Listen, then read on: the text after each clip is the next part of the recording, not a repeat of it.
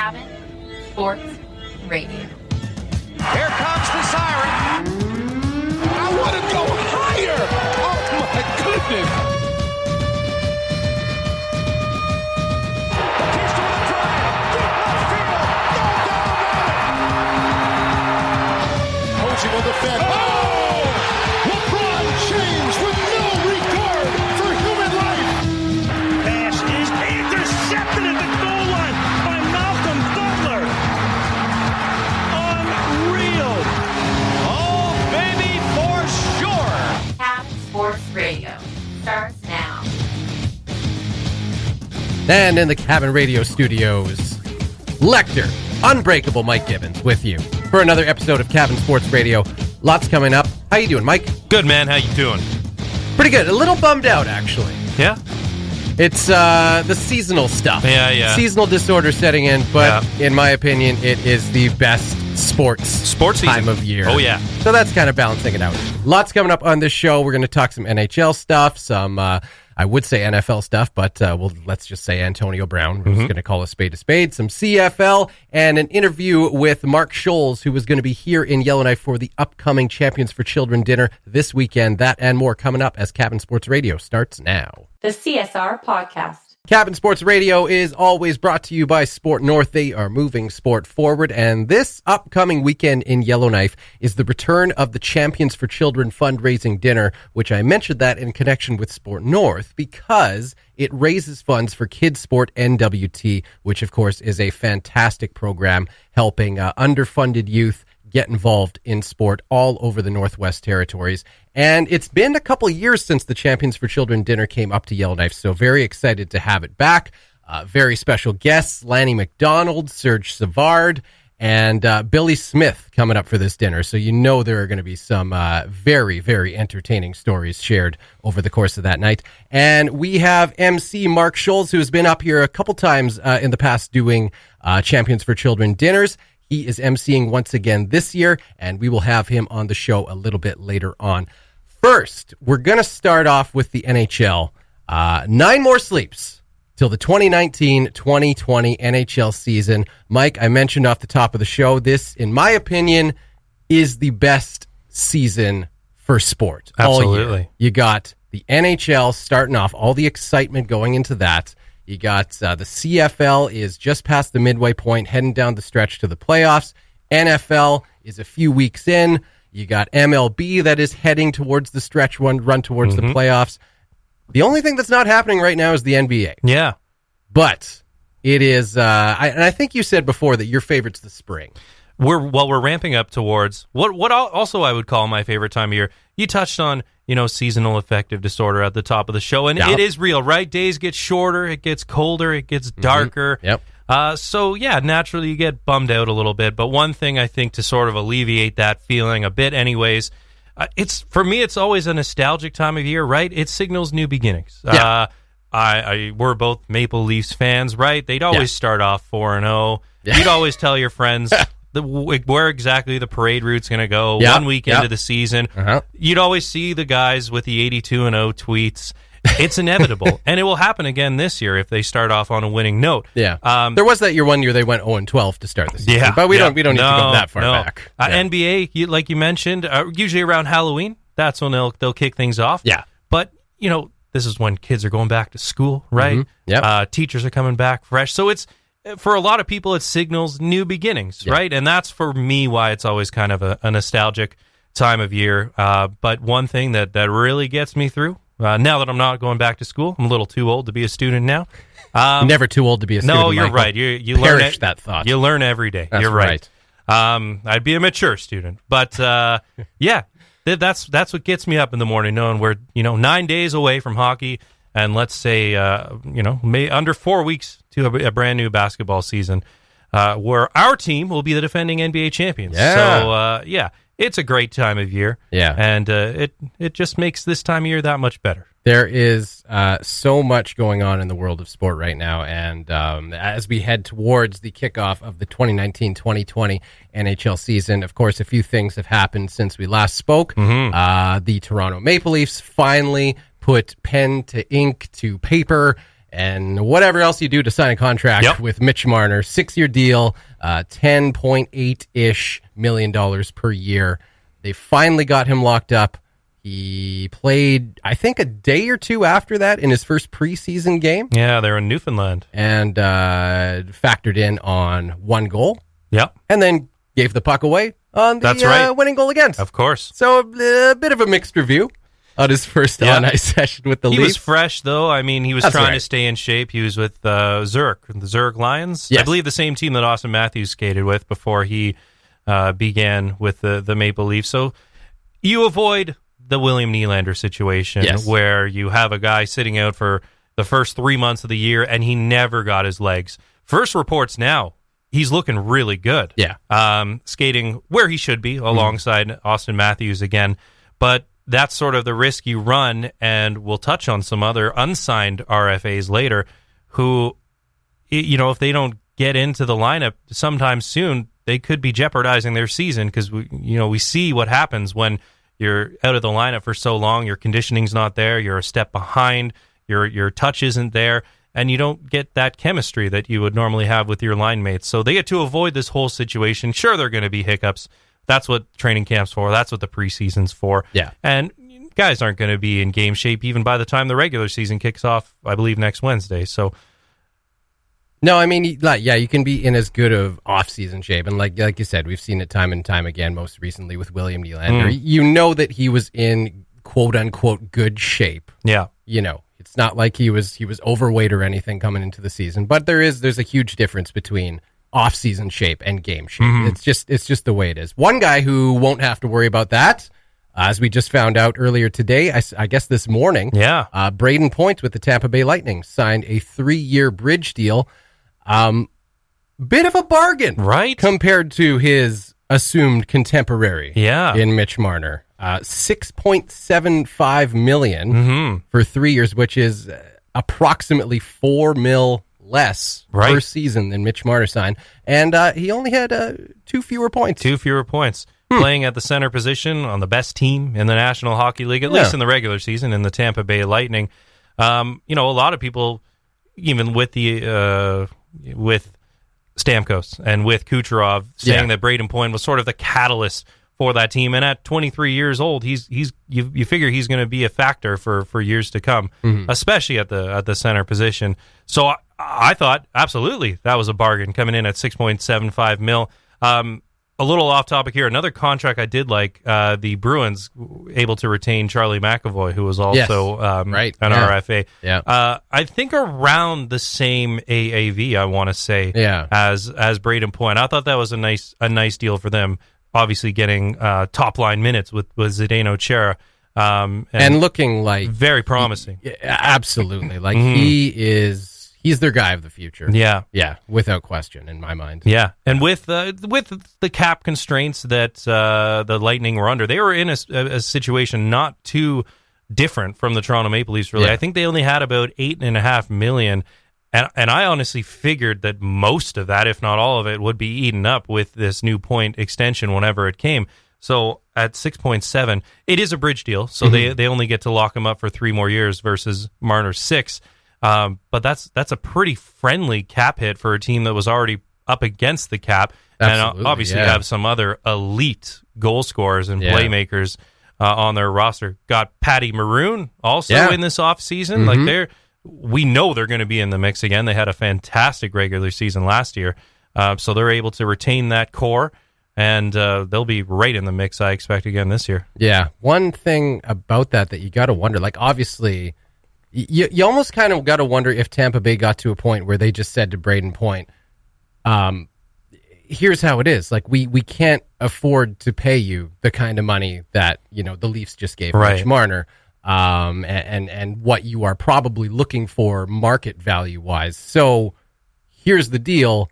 3 years, you prove that you're worth every penny of that, which I mean, he arguably already did. He put up 92 points. Yeah.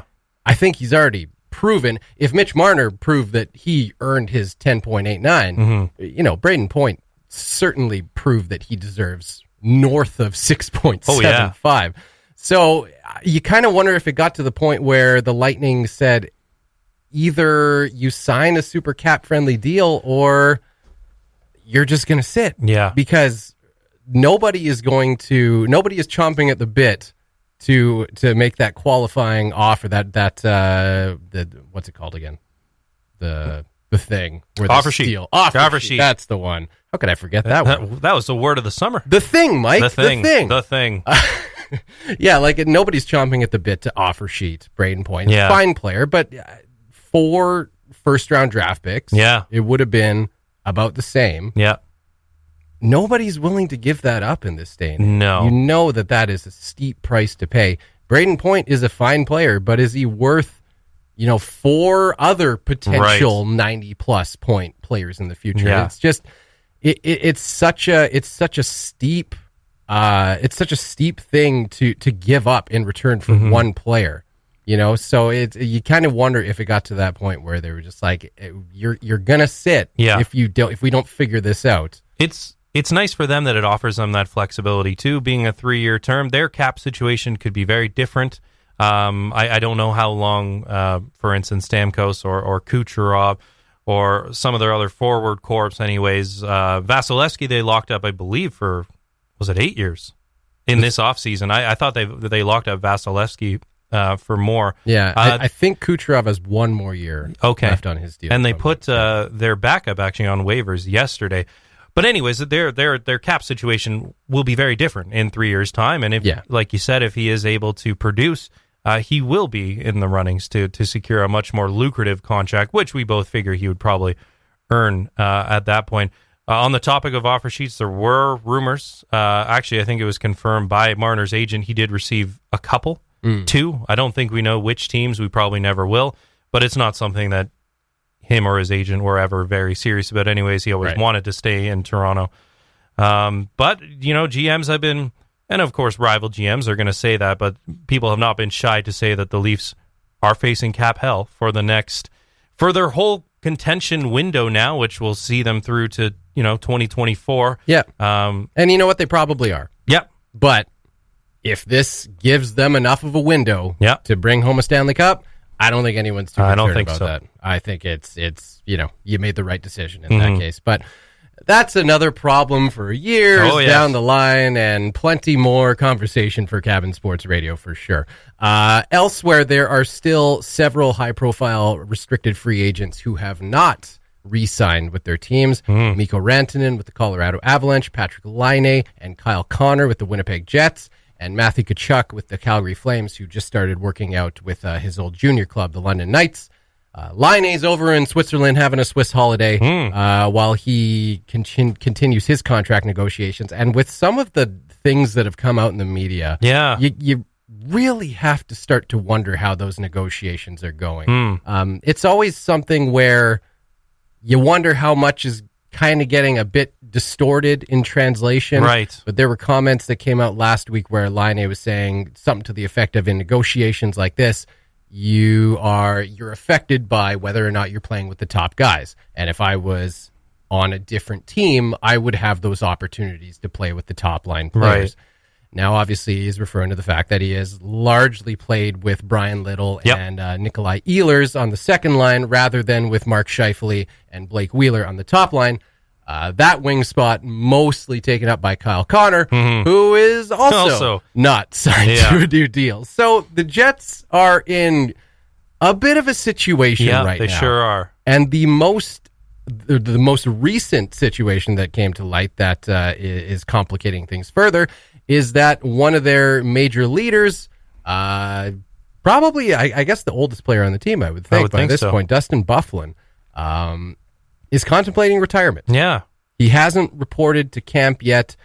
He was suspended basically on that's just like the process, basically, to ensure that if he does decide to retire, or even if he doesn't, but he just hasn't made his mind up yet, that his cap hit won't affect the Jets until he, comes back and reports to the team.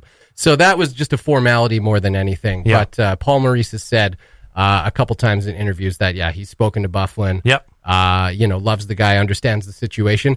He's 34 years old. He's missed north of 50 or so games in the last 2 years. I think like 53 games he's missed over the past 2 seasons. Yeah. So obviously he's not a spring chicken anymore.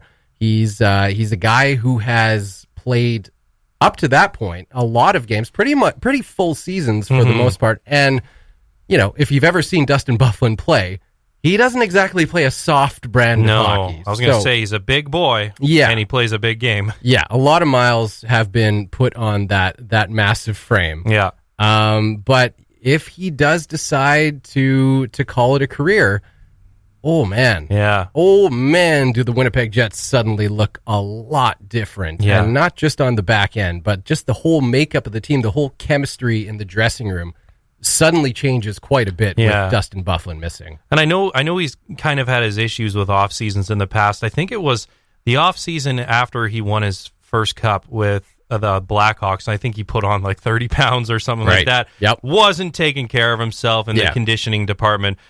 Not saying that anything to that effect is going on now, but with the time off and with the grueling seasons he's had with the brand of hockey he plays, it's probably something that's weighing on him pretty heavily. He's a big guy, plays physical hockey, and he's probably feeling the effects of that. Long playoff runs pretty much for most of his tenure in Winnipeg anyways, and before that with the Blackhawks he had success.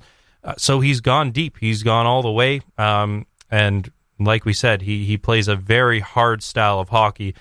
Pretty surprising, though, when he didn't report for camp, and like you said, entirely procedural. It's not meant as any discredit to him whatsoever. They have to find him if he doesn't report to camp. So you hope that all is good. But yeah, like you said, if that's someone who is not on the blue line at the start of the season, that's a huge loss for the Winnipeg Jets. Yeah. With a team who's already trying to figure out a couple other RFA situations. We knew that this was coming this summer with their list of unsigned restricted free agents. So yeah, you really hope that he figures it out. But I mean, if that is something he's contemplating right now, you can hardly fault him. Yeah, and I mean, not that all of the other stuff going on with the Jets matters to Dustin Byfuglien, and not that it should matter. He's got to take care of his own interests. He's got to look after himself, and he's got to make the right decisions for himself. But I have a lot of feelings and a lot of thoughts on this one. That being that, number one, as much as I love seeing Dustin Byfuglien and I want him to be a part of the Jets, I wish age and health didn't factor into any of this sort of thing. And it was just, you got this massive character who is a leader on and off the ice, and you're taking him out of this team. That is an irreplaceable hole for the Jets to fill. But so on one hand, I obviously want to, as a Jets fan, see him playing with the Winnipeg Jets because he makes them a better team. On the other hand, I am really intrigued by the fact that this guy who's 34 years old, like we mentioned, he's not exactly in the prime of his career anymore, but he's also far from dropping off on the other end. Like when he did play last year, he put up pretty good numbers for the time that he did play. The season before that, he's still producing. But I find it interesting that we're finally seemingly at a turning point in sports culture and with regards to health, that players are starting to look at the big picture. Yeah. Now you would think Dustin Byfuglien is, he's someone, he's been arguably the most feared player in the NHL pretty much ever since that big Chicago Blackhawks Stanley Cup run. He has been someone that you don't challenge physically. And it's interesting to see someone like that who has, at times come off as like, obviously this is hyperbole, but at times on the ice comes off as kind of immortal. Yeah. You see him just in the corner, like just tossing bodies left and right as though it's nothing. Like they're just, little dolls basically. Yeah. He's throwing against the boards. And you think like this guy is superhuman. Like he's ridiculously strong. He's probably incredibly tough. What could ever break this guy down? Yeah. But of course, if you're being realistic, that kind of hockey takes a toll on its body. And I think it's really interesting to see someone like this considering their health, their long-term health, rather than just being, hey, we're going to play as far as we can go. And I mean, I think he's coming into an $8 million contract year. So I mean, that's a lot of money to consider. But the fact that obviously he's made plenty of money in the past, hopefully he's got plenty left over and has saved quite a bit. It's interesting that we are at this point that players are taking their long-term health more into focus and more into priority. And I don't think it's a bad thing at all. We've talked a lot about football in recent weeks and the correlation between consistent head hits and CTE and how the average, career span in the NFL is say 5 years. Yeah. You can extend it a lot beyond that in the NHL, but you're taking repeated hits to the body and in some cases to the head. So we have seen situations where guys, so maybe they have a 10-year career span. They're still around for another 60 years or so, 50, 60 years. So they want to be in good health, and you can't fault anyone for that whatsoever. Absolutely. I think just the timing of it was pretty shocking, just how close we are to the season. And this is a team that's suffered some other losses on the blue line this offseason too, with Tyler Myers being shipped out, Tanev no longer in the picture. So they're already going to see some changes on their back end, which was in the last few years anyways, very formidable, with a good forward corp as well. And then Connor Hellebuyck. So this all of a sudden goes from a team that's competing in the Central Division, and until they figure out these RFA situations too, will be up against it, against some really good teams in the Stars and the Blues and the Predators. So you hope that they'll figure things out quickly. But if guys are prioritizing health over a hockey career, well, then what the hell are we even doing here, right? You can hardly fault them. No, and as you mentioned, a couple months ago when the free agent season opened and Tyler Myers signed, I think it was a 5-year deal with the Vancouver Canucks. Yeah. That was like, okay, we can justify losing that one. The Jets didn't want to pay him what the Canucks were willing to offer him, so off he went on his way. Then they also lost Ben Sherratt to the Montreal Canadiens, I think on a 2-year deal. It's like, okay, that's tough too. Then you had to deal with the whole Jacob Trouba situation where it was pretty apparent that Jacob Trouba wanted to be traded out of Winnipeg for reasons I don't think that necessarily had to do with hockey or even with Jacob Trouba. It was more about his wife and her career. So he wanted to support her, requested a trade, was traded to the New York Rangers, and it was like, okay, that's a tough one to swallow. Yeah. They got an interesting prospect in Neil Pionk back. Yep. It'll be interesting to see what he can do. But you now, with Dustin Byfuglien, if he decides that he is going to call it a career, you've lost 4 of your top 6 defensemen in one offseason. Like that is devastating. Yeah. Like you show me one team that is able to turn around and recover from that, and not see a serious dip in success. But it's essentially what the Jets are looking at right now. So it kind of begs the question, well, what do you do if Byfuglien does decide to pack it in? Do you start trading? Do you start making trade offers? There is already a rumor that perhaps the Jets are looking at making a deal with the Buffalo Sabres involving Ristolainen, who the Sabres seem intent on moving, and Patrick Laine, of course, who is not seeing eye to eye with Jets management. Yeah. So there's a rumor there, which is kind of interesting.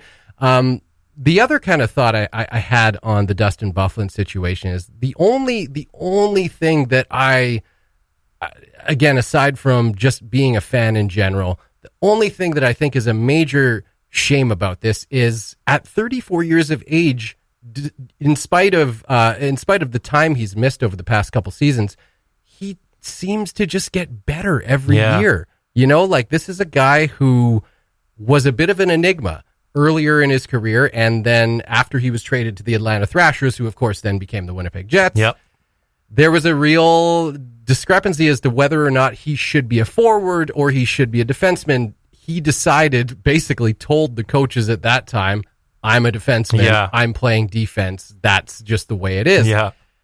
And you then had him putting up 56 points in the 2013-2014 season, but was a minus 20, which is just baffling how you can even do that as a defenseman. But then since that time, over the past years up to now, he's been a plus 38 combined since that season. So he really has, he's taken his off-season conditioning more seriously. He's come into camp in shape. He's really taken on the leadership role, and he has just become a more responsible player in general. And I think that's the only thing where I'm just like, I feel like we almost, and it seems weird to say at 34 years of age, we almost haven't seen the best of Dustin Byfuglien yet, which is just mind-boggling. But either way, on his accord, I'm happy that he is considering more things than just money, because there is obviously so much more to life than hockey and money.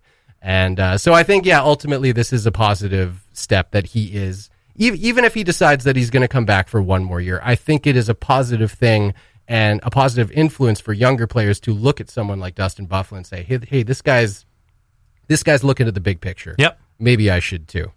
Yep. And clearly the team is respectful of whatever he's going through. Absolutely.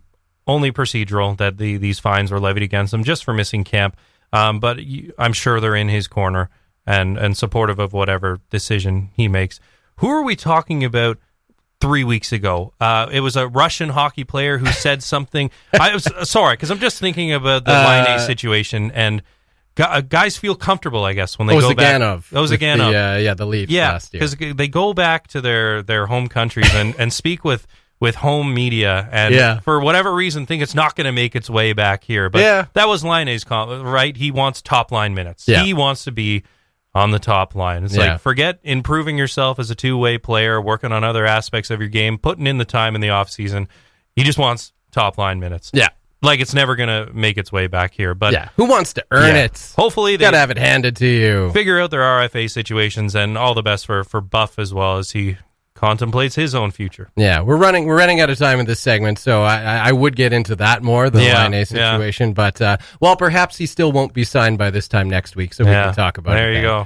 The Cabin Sports Radio Podcast, brought to you by Sport North, moving sport forward.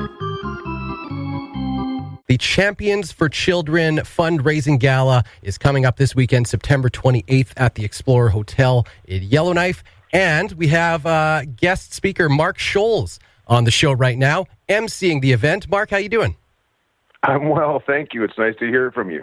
Thank you so much for joining us on Cabin Sports Radio. We are very much looking forward to this dinner. It's actually been a couple years since the Champions for Children event happened in Yellowknife. It kind of went on hiatus for a couple years, so we're very excited to have that back happening in our community, of course, with all proceeds going towards Kids Sport NWT. And you are this year's MC. Have you ever been up to Yellowknife before? Oh, I sure have. I've been MC and auctioneer at this gala for almost since its beginning days. And so, yes, and I've been fortunate to be at a few other events over the years in Yellowknife. So I am super excited and honored to be making my way to Yellowknife. Anytime I get an opportunity to be there, I'm a happy person. That's for sure. Okay, I was pretty sure I recognized your name, but I wanted to hear it from you just in case. I already messed up something pre-interview, so I thought maybe I'll just get this squared away ahead of time. Well, we're very happy to have you up as MC. Of course, we've got some pretty great guests coming up for this year in Yellowknife. Lanny McDonald, Serge Savard, and Billy Smith will be joining you. What can we look forward to at this year's dinner? Well, I think like all of these events that have been put on over the years for the Champions for Children, you're going to get really up close and personal with the honored guests that are rolling up, and for sports fans, obviously, for essentially hockey fans that are like my generation as a 50 plus year old human being, seeing these three gentlemen on the stage is going to be like a kid in the candy shop just to hear their stories, and it's it's hockey stories, but it's life stories.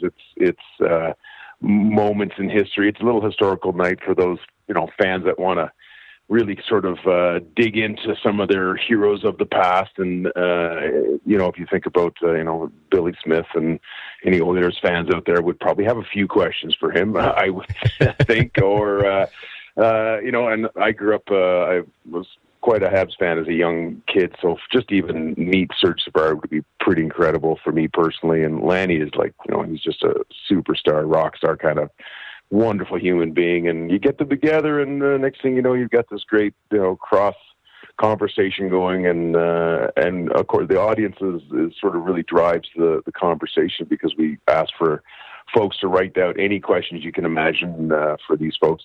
And not all are about hockey, I have to say. Over the years I've been a part of it, so you never really know what's going to happen. It's a bit of a wait and see until the night starts, kind of where it's all going to go. So I like that element, and I really like how just folks come together and put their hands up at the auction, and they bid on everything. And as anyone listening or yourself knows, when there's a good night out, in Yellowknife, it is a very good night out, and everyone sort of takes it right to the max and has a grand time. So I'm really excited just to be in there, to feel the energy, and to see some great, wonderful, and some familiar faces. Absolutely. We do know how to have fun up here. That is for sure. Oh, yes, indeed. I'm so excited. I can't. Yes, it's going to be good. It's you know what I'm talking about. Yeah, for sure. So as obviously a fellow hockey fan who grew up watching, the likes of Serge Savard, Lanny McDonald, and Billy Smith, they're a little bit before my time, but obviously, I mean, we're in such a different era of professional hockey, and specifically NHL hockey right now. The game has changed so much. So it's interesting to hear these players who came from this different era of the game, and just how it was played differently, and just kind of the stories that at the time were just kind of normal. It was a day by day thing. Like, yeah, this is kind of what the game was like. Now those stories are just kind of wild. Yeah, it's very interesting to have stories from the past of the sport, and and especially you talk to the likes of Billy Smith. I don't know if there's any goalies that have been as well. There have been some since him, but I can't wait to get his insights as to the days they were battling the Oilers, and where in his mind. I can't wait to ask him, like, what were you thinking over the years of being such an aggressive, pushy, and lumber swinging kind of goalie, and did that, and then maybe hopefully kind of move it towards the goalies of today and what he thinks. And so I really like the old stories, but I also really enjoy when in this particular year, you have these legends that'll be there to get their take on the game of today. Mm-hmm. And it's happened a few times in the past with some guests, and it's very interesting to get their take on what we're going to watch this season, or what they think of whoever and whatever, and the way the game has evolved, because it sure has. And I will be very interested for example, to get Serge Savard's take on the game of his era to this era, and see what he thinks about the hockey of today. And I'm quite excited to hear those kind of answers for sure. Yeah, and you alluded to Billy Smith and his infamous battles with the Oilers. In particular, Wayne Gretzky. I don't know if he ever goes a day without being asked what it was like to fight Wayne Gretzky, but are you going to ask him that? Oh, well, you know what? I just wrote that one down on my list. For sure. You better be there, mister. You've got a whole pile of questions. That would be quite great. But yes, that would be, I can't wait to hear about that. And yes, and all these individuals are, cup winners and just legends of the game. So I'm quite excited. I don't know, I live in Edmonton now, and I'm an Oilers fan, but I grew up on the East Coast as a Habs fan. So I just can't wait to get into multiple cup winning Serge Savard's world a bit, and see where some of his greatest stories come from. It's going to be pretty exciting, I think. So you've been doing this for a while, and you've been emceeing special events like this for a while now. Who's your favorite? Let's just stick with hockey. Why not? Let's just stick with that. Sure. Who's your favorite hockey player, past, present, that you've ever spoken to in an interview? Oh, my dear. Well, you mentioned, I mean, I was, I had worked for many years in the media as well, so I've been fortunate to the Gretzkys of the world, and it's bringing it to this event where you can actually really dig into these folks. The night we had Yvonne Cornwallier, again, as a little kid Habs fan, it was great to connect with him. But I would say, honestly, you know what? I think one of the most we had Tiger Williams there one year, and he's interesting on a whole different kind of planet level, which was quite an amazing evening that night. But honestly, I think I have to say the late Dave Semenko was one of the finest chats we had at this event over the years. It was he was such an incredible individual, and boy, he had stories, and he sure wasn't scared to tell them, and it was quite interesting. So, I could name a whole bunch of superstars in the game, but I don't know. I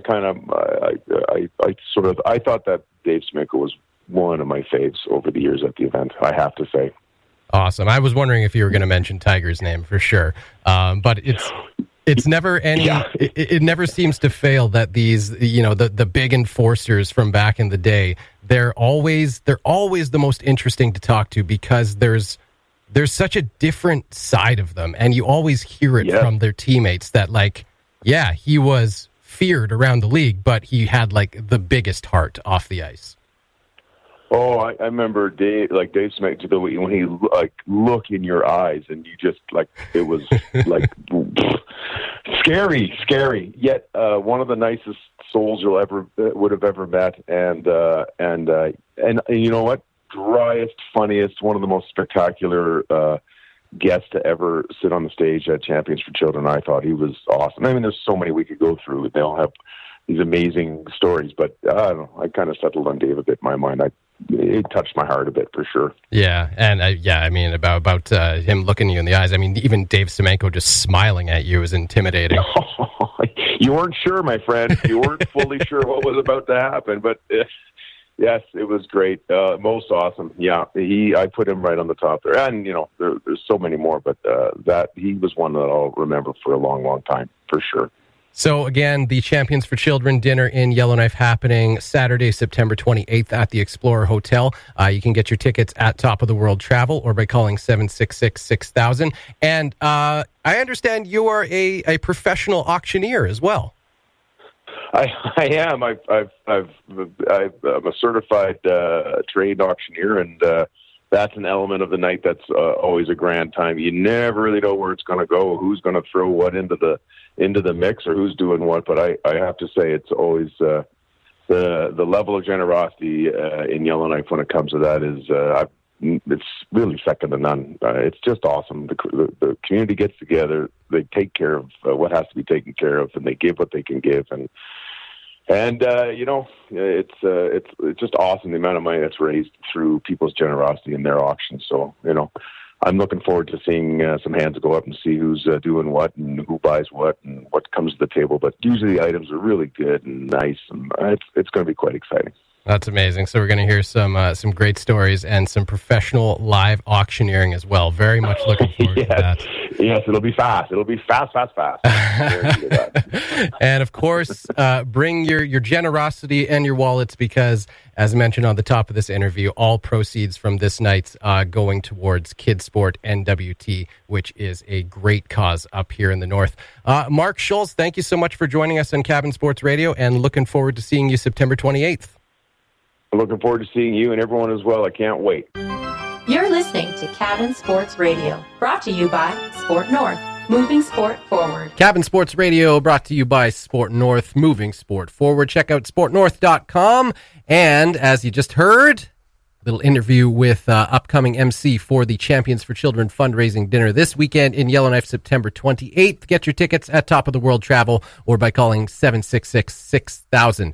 Taking a look at the CFL, a couple interesting notes to run by. The Winnipeg Blue Bombers clinched a playoff spot this weekend in a 38-37 loss to the Montreal Alouettes due to BC's 40-7 pummeling of the Ottawa Red Blacks. Smoked them. Couple things about that game. It was the biggest comeback victory in Montreal Alouettes history, erasing a 24-point deficit. The Bombers had a 20-point lead heading into the fourth quarter, and Well, Montreal came all the way back.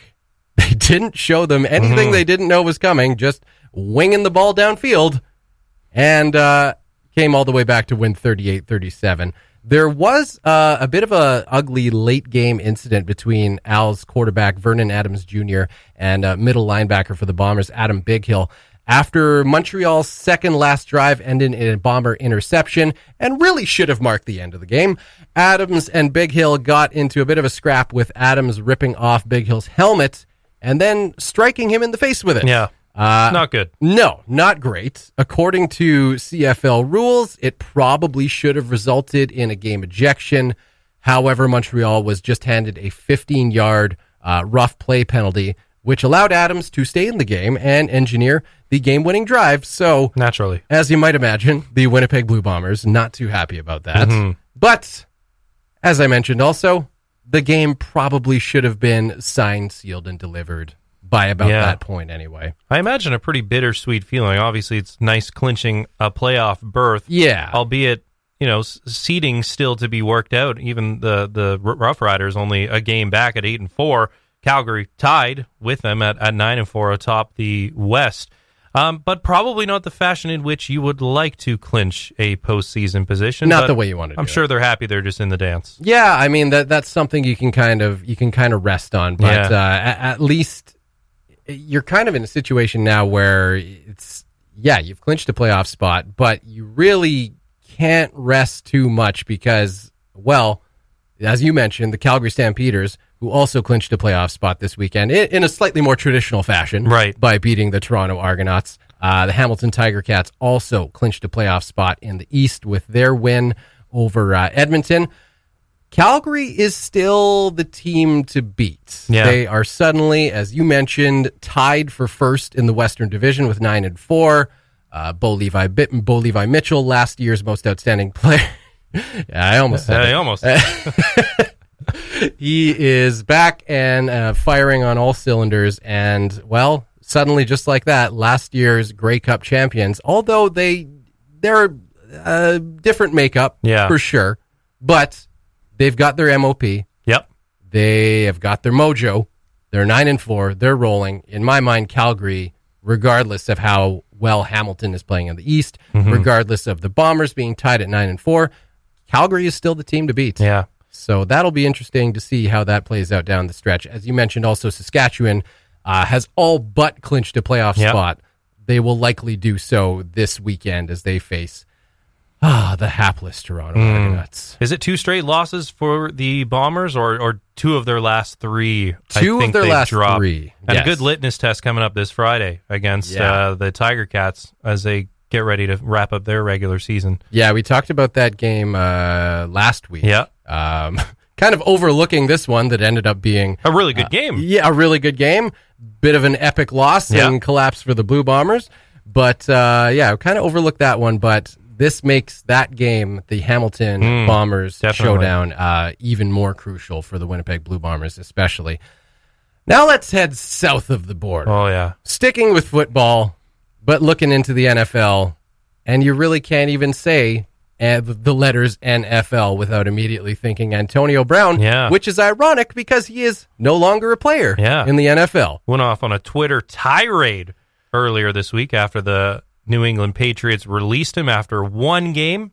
I think he had to score that game too, so it's not even like he didn't come out to play.